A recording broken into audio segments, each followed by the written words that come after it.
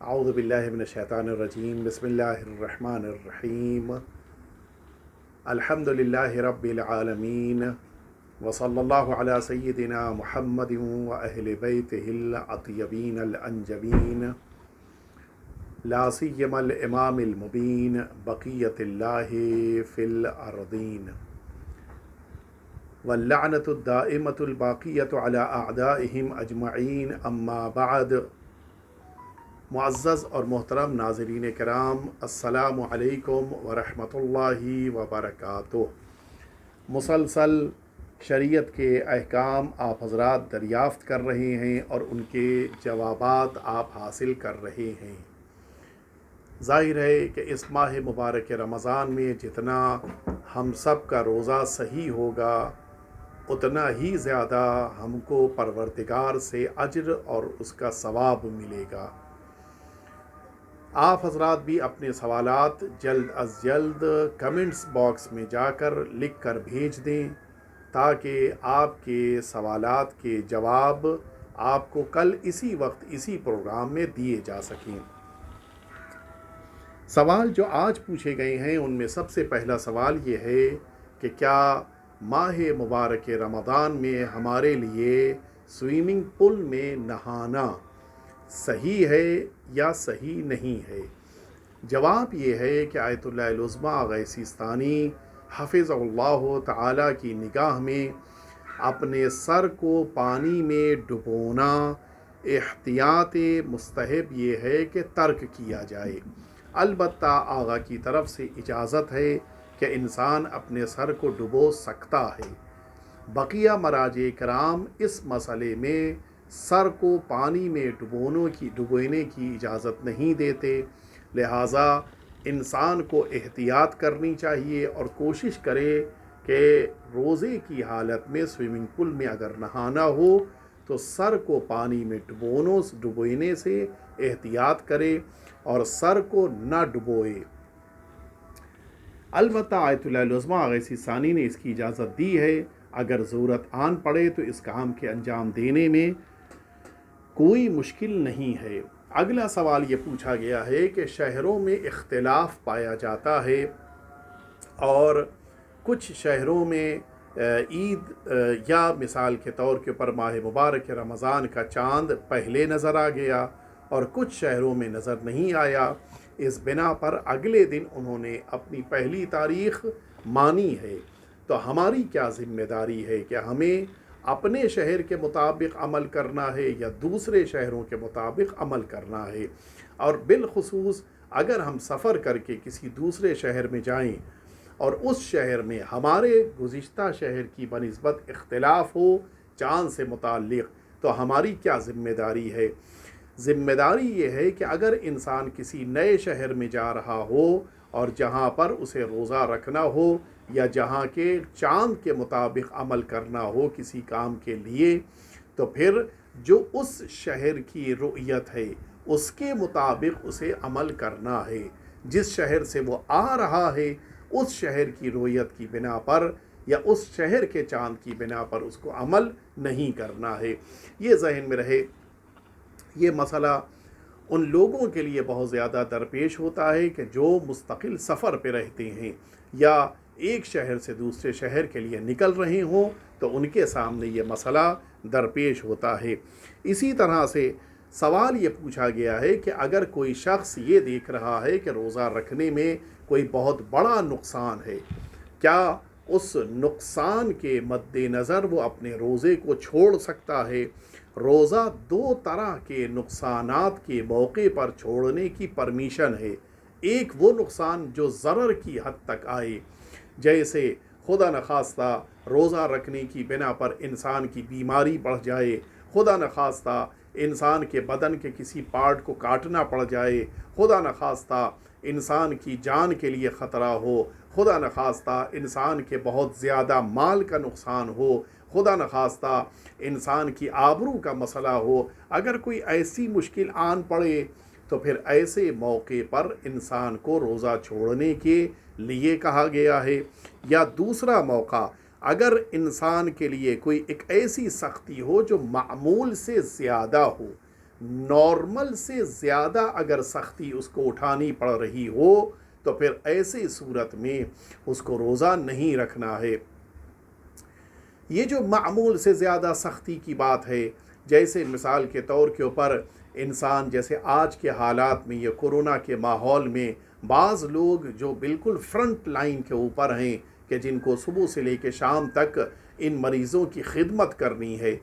جنہیں مسلسل طور کے اوپر پانی پینا ہے، یا مثال کے طور پہ مسلسل دوائیں کھانی ہیں، یا مثال کے طور کے اوپر مسلسل ان کو ایسی چیزیں استعمال کرنی ہیں کہ اگر وہ نہ استعمال کریں تو نقصان میں آ جائیں، اور اگر روزہ رکھیں گے اور ان چیزوں کو استعمال نہیں کر پائیں گے تو پھر ایسی صورت میں ان کو روزہ چھوڑ کر اپنے کو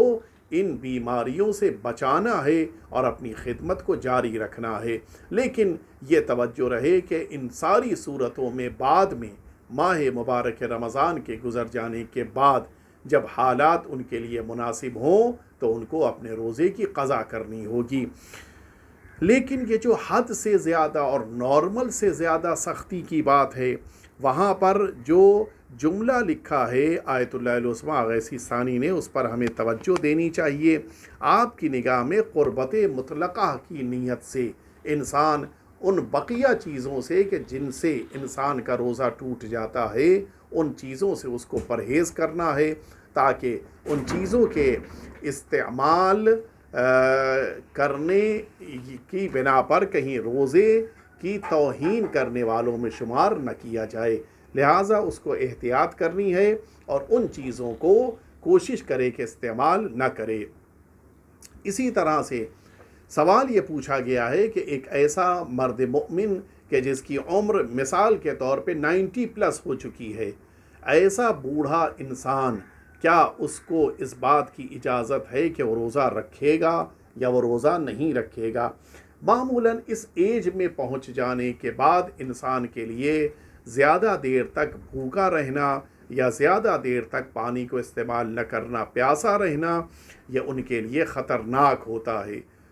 لہٰذا اولڈ ایج ہو جانے کی بنا پر، بوڑھے ہو جانے کی بنا پر اگر وہ روزہ نہیں رکھ سکتے تو ان کو روزہ نہیں رکھنا ہے، اور ایک مد طعام یعنی 750 گرام اناج کسی فقیر یا کسی غریب کو دینا ہے، تاکہ وہ اپنے لیے غذا کا انتظام اور اہتمام کر سکے۔ اور اگر وہ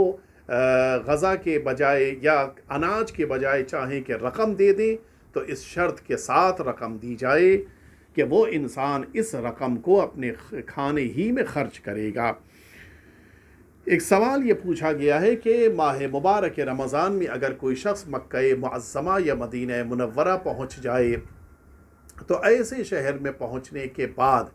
کیا اس کو اس بات کی اجازت ہے کہ جس طرح سے ان شہروں میں اس کو نماز پوری پڑھنے کا اختیار ہے، کیا ان شہروں میں روزہ بھی رکھ سکتا ہے؟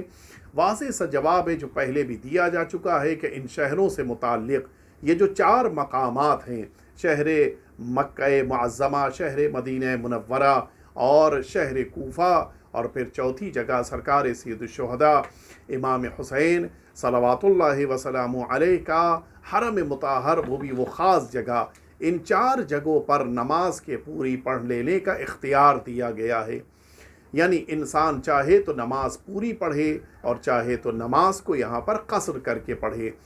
ایسی صورت میں ان جگہوں پر اگر کوئی شخص رکا ہو تو کیا 10 دن سے کم رکنے والے انسان کے لیے ان جگہوں پر نماز کے پوری پڑھ لینے کا تو اختیار ہے، کیا روزے بھی رکھنے کا اختیار ہے؟ جواب یہ ہے کہ یہ حکم صرف اور صرف نماز کے لیے ہے۔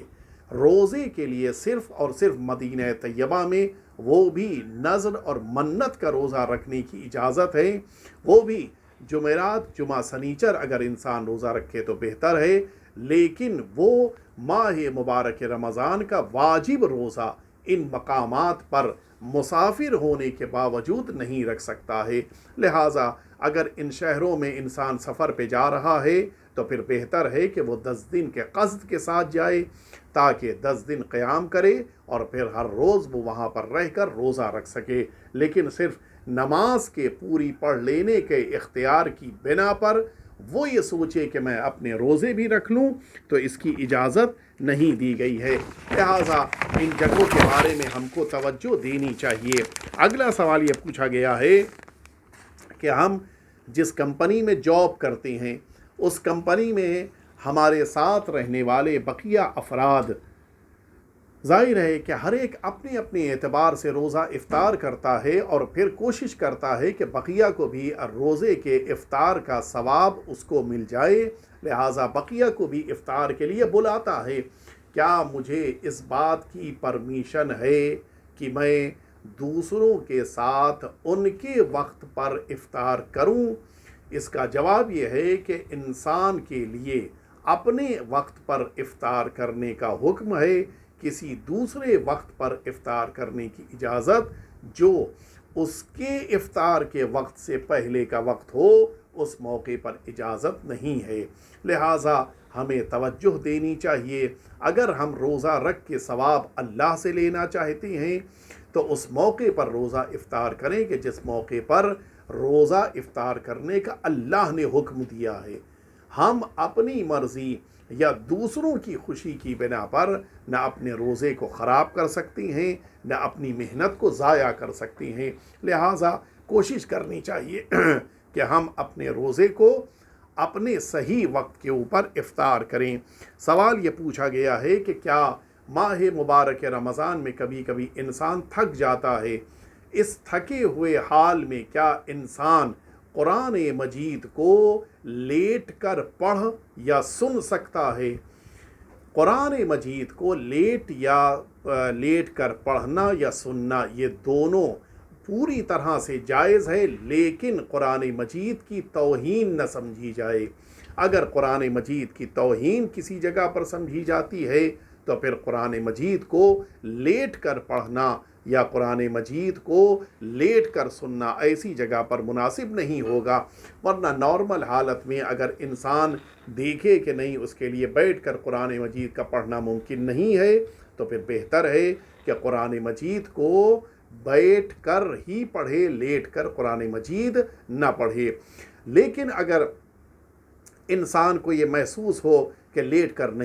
کر نہیں پڑھ پائے گا تو لیٹ کے قرآن مجید پڑھ سکتا ہے۔ البتہ یہ توجہ رہے کہ مستحبات قراءت قرآن مجید میں یہ بات ہے کہ جب قرآن مجید کی تلاوت کی جائے تو کسی چیز سے ٹیک لگا کر قرآن مجید نہ پڑھا جائے۔ یہ مستحب ہے، بہتر ہے کہ انسان کسی جگہ کے اوپر ٹیک نہ لگائے، اپنی پیٹھ کو کسی چیز سے ٹیک نہ دے اور اس کے بعد قرآن مجید پڑھے، یہ اس کے لیے زیادہ ثواب کا ذریعہ قرار دیا گیا ہے۔ سوال یہ پوچھا گیا ہے کہ بہت ساری جگہوں پر انسان کے لیے سحری کے ختم ہو جانے کے وقت کو معلوم کرنا مشکل کام ہوتا ہے، لہٰذا انسان سحری کرنے کے لیے بڑے خلوص کے ساتھ بیٹھا اور ابھی لقمہ منہ میں گیا ہی تھا کہ اچانک پتہ یہ چلا کہ اذان کا وقت آ گیا ہے، تو کیا اب جو بچی ہوئی سحری ہے وہ کھا سکتا ہے یا جو منہ میں اس کے لقمہ ہے اس کو نگل سکتا ہے؟ دونوں کے بارے میں حکم یہ ہے کہ اذان کا وقت آ جانے کے بعد پھر کچھ کھانے اور پینے کی اجازت نہیں ہے، نہ تو آپ پانی پی سکتے ہیں، نہ آپ کھانا کھا سکتے ہیں اور نہ ہی اپنے منہ میں موجود لقمے کو نگل سکتے ہیں۔ لہٰذا توجہ رہے کہ اذان ہو جانے پر فوراً انسان کو اس چیز کو ترک کرنا ہے کہ جو روزے کے برخلاف ہے۔ اسی طرح سے وہ سارے کام کے جن کاموں سے روزہ ٹوٹ جاتا ہے ان سارے کاموں کو اس موقع پر ترک کر دینا ہے کہ جیسے ہی اذان کا وقت آ جاتا ہے اور پھر انسان اپنے روزے کا آغاز کر دینے کے بعد اچھی طرح سے اپنے روزے کو رکھے تاکہ اللہ کی بارگاہ سے اس کو مکمل ثواب مل جائے۔ سوال یہ ہے، ایک مرد مومن نے پوچھا ہے کہ ہم صبح میں اپنے ٹوتھ برش کو استعمال کرنا بھول گئے اور دوپہر میں جب سو کر اٹھے تو اب ہمارے لیے क्या टूथ ब्रश को, टूथ पेस्ट को इस्तेमाल करना सही है? माह मुबारक रमज़ान में टूथ पेस्ट और टूथ ब्रश के इस्तेमाल करने में कोई मुश्किल नहीं है, लेकिन बस ये ख्याल रहे कि पेस्ट आपके हलक से आपके पेट तक न जाने पाए, बल्कि कोशिश करें कि जो कुछ भी है वह आपके मुंह की फ़ज़ा में रहे और वहाँ से आप उसको कुल्ली के ज़रिए से थूक कर निकाल दें। और इसके साथ साथ इस बात का भी ख्याल रखें कि जो ब्रश आप इस्तेमाल कर रहे हैं उसको दोबारा गीला करके आप अपने मुंह में न करार दें कि जिसकी बिना पर ये बाहर की तरी आपके मुंह में मुंतकिल हो। लिहाजा कोशिश करें कि अपने दहन को तो साफ़ रखें, लेकिन उस तरह से कि जिस तरह से हमारी शरीयत ने हमारी रहनुमाई फरमाई है। आइए फिर से इल्तिमास करें कि जिनके जहनों में सवालात हैं उन सवालात को जल्द अज जल्द आप भेज दीजिए, ताकि कल इसी वक्त के प्रोग्राम में आपके जवाबात आपको दिए जा सकें और साथ ही साथ हम दूसरों तक भी पैगाम शरीयत को पहुँचाने के लिए वास्ता करार पाएँ। आइए चलिए परवरदिगार की बारगाह में दुआ करें, खुदारा हम सब के आका और मौला सरकार वली असर अज्जलल्लाहु ताला फरजहु शरीफ के ज़ुहूर पुरनूर में ताजील फरमा और हम सब को हज़रत के खिदमत गुजारों में शुमार फरमा। वसल्लल्लाहु अला सय्यिदिना मुहम्मद व आलिहि तय्यबीन ताहिरीन।